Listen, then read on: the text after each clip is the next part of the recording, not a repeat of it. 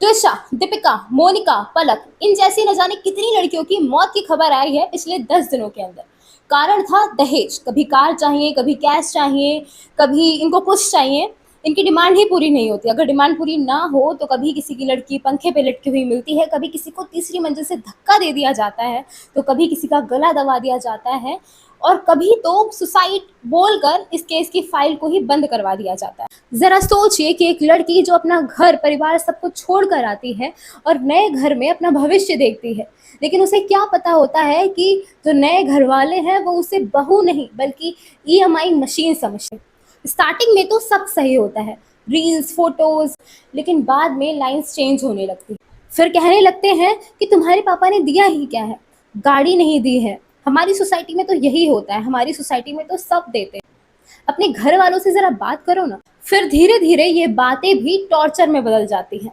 Insult, threat, blackmail और कभी कभी फिजिकल वायलेंस। ऐसा नहीं है कि लड़की कुछ नहीं बताती है, लड़की अपनी फैमिली फ्रेंड सबको सिग्नल देती है, लेकिन शायद कोई समझ नहीं पाता या इग्नोर कर देते हैं। कह देते हैं कि एडजस्ट करना पड़ता है, थोड़ा एडजस्ट कर लो, सब ठीक हो जाएगा।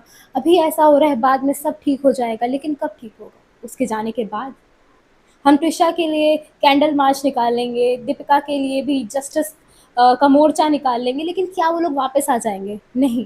अगर उनकी फैमिली सही टाइम पर सही एक्शन लेती तो शायद वो बच चुकी हो। वी आर लिविंग इन 2026, जहाँ पर हम मून पर जाने की बात करते हैं, एआई आ चुका है, बड़े बड़े इनोवेशंस हो चुके हैं, लेकिन स्टिल कुछ लड़के वाले अभी भी अपने लड़के की शादी करना नहीं, उसको बिजनेस मानते हैं। अगर लड़का गवर्नमेंट जॉब कर रहा है तो उसका रेट अलग, अगर उसका पैकेज बहुत हाई है तो उसका रेट अलग। जैसे मान लो कि लड़के की शादी नहीं कर रहे हैं, उसकी बोली लगाई जा रही है। दहेज एक पैसों की डिमांड नहीं, दहेज एक मेंटालिटी बन चुकी है, जो कि किसी भी रिलेशनशिप को प्यार से नहीं बल्कि प्राइस टैग से नापती है। ये वीडियो उन सभी को भेज देना जिनकी अभी शादी हुई है, और अपने पेरेंट्स को भी भेज देना, ताकि सब अवेयर हो जाएं कि शादी अब शादी नहीं, एक बिजनेस डील बन चुकी है।